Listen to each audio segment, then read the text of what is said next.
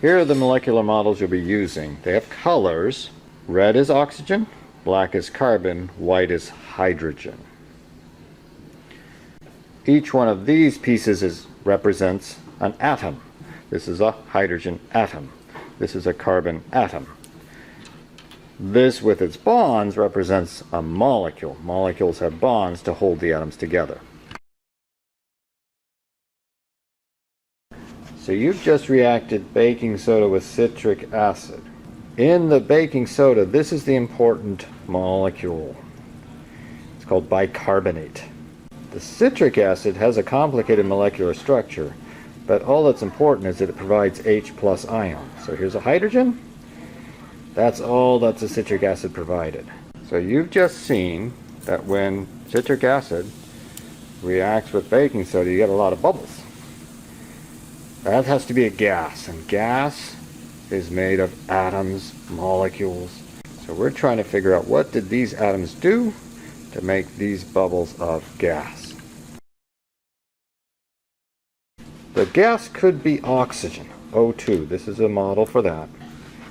So I'm hoping you see that here we have the atoms that can make O2.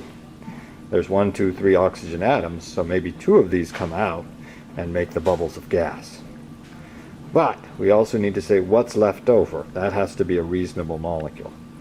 So I'll show you how we can turn this into O2 plus something else. And to do that, we need to start rearranging the bonds.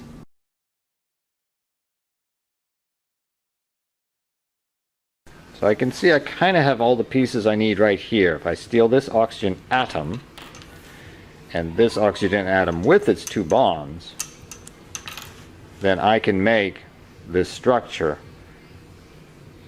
which is just like the picture. I have made O2 gas right here. This leftover is important. This has to be part of it. It's a reactant. We don't get the reaction happening until the H+ meets this. The reason being, this carbon's going to need 4 bonds. So you can kind of see I've got a problem here. I only have 3 atoms. Even if I rearrange this,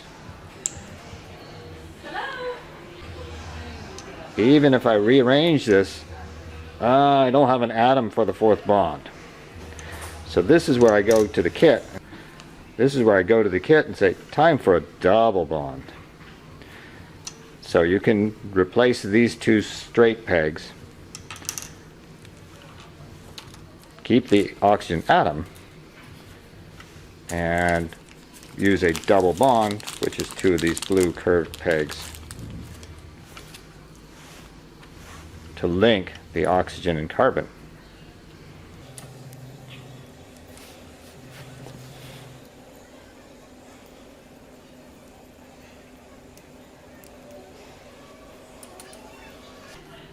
So there's 2 molecules, one of them being O2, and the other being all the other atoms bonded together in a way that gives the carbon 4 bonds. That's essential. So this is what you take a photo of, showing the possibility of making O2 gas from those original reactants. Here's where you put that photo for C, molecular structures you formed. 2 molecules. Put your picture right here. Once you've done that, you really should go back to the original molecules. You have a photo, what they look like. Requires you to rearrange some bonds, so be patient, do it right.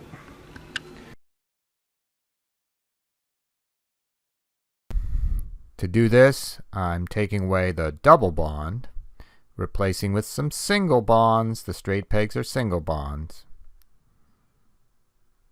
And I'm trying to get back to the bicarbonate ion.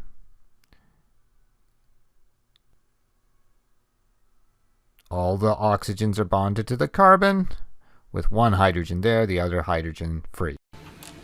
This is what you started with. Go back to the beginning, then you can try to say, I can make a different gas out of these same atoms, these same reactants. That's the challenge that you're facing.